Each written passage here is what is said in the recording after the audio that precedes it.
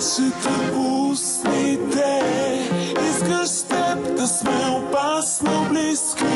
Мога да отгадна мислите. Фактите говорят, има нещо помежду ни. Виждаш муците неземно злобни, с гъсти мигли и тем подобни, съвсем негодни, защото си сиромах. Но въпреки това обаче ти си от тях.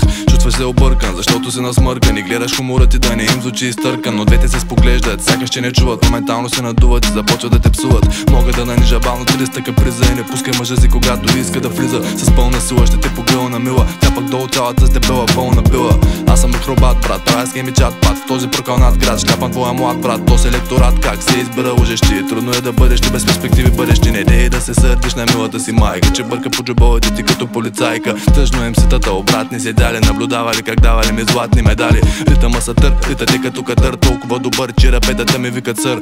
Синсинати, твоя син си пати, за управници пак ще назначим примати.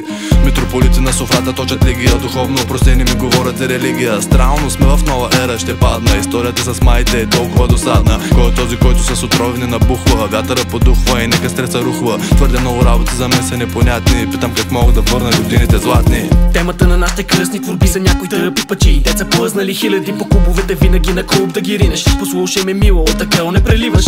Не се залъгвай дори, с твоя скъп се съпил. И изкуствени цици само хвърляш в очите ни прах. И с тях най-вероятно ето е чичко теб на своя буд да качи.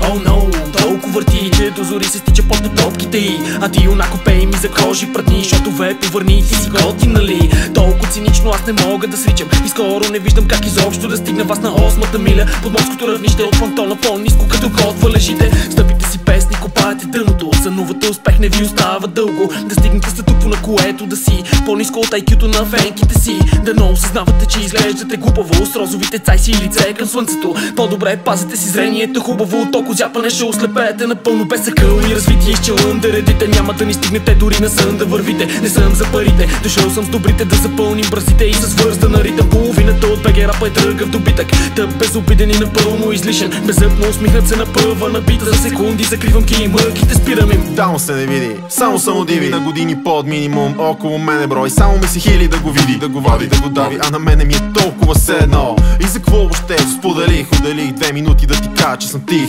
И напих се зле, и забих се с две. И въобще поразих се с кеф. Просто това бит ми действа така. И е сложно за твоята плебейска душа. И нека да ти обясня, че като слушам баунс бит кам си, то трябва го правиме за мацки.